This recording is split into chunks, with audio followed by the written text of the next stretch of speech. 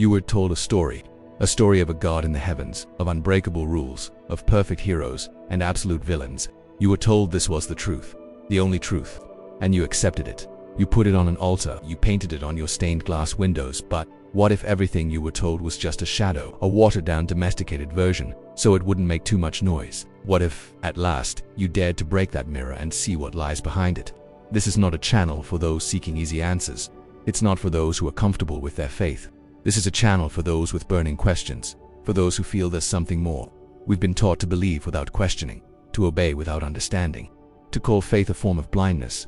But the Bible, the most misinterpreted and powerful book in history, is an invitation to rebellion.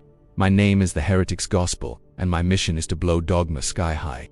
The stories you think you know weren't born in a vacuum. They were born in a world of oppressive empires, fascinating pagan cultures, and political conflicts that make our news look like a children's game. Your pastor reads you a verse, but he doesn't tell you that same verse was once a radical political statement.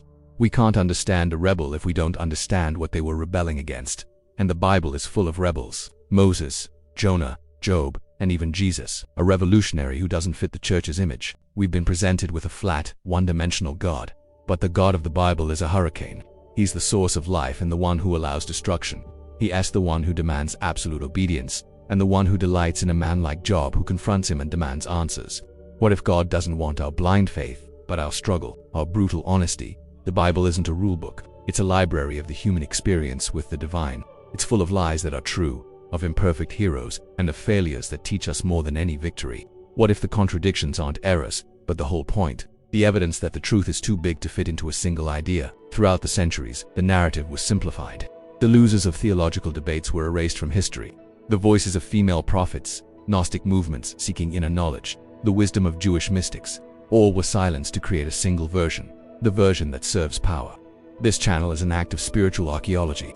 We will unearth those voices. We will analyze the words they don't want you to read. We will dismantle the narratives that have robbed us of the power to think for ourselves. And so, we return to the beginning. The story of the serpent and the tree. The story we were taught as original sin. But what if that story isn't about disobedience? What if it's about the birth of consciousness? About the decision to stop being innocent and become beings who discern good and evil?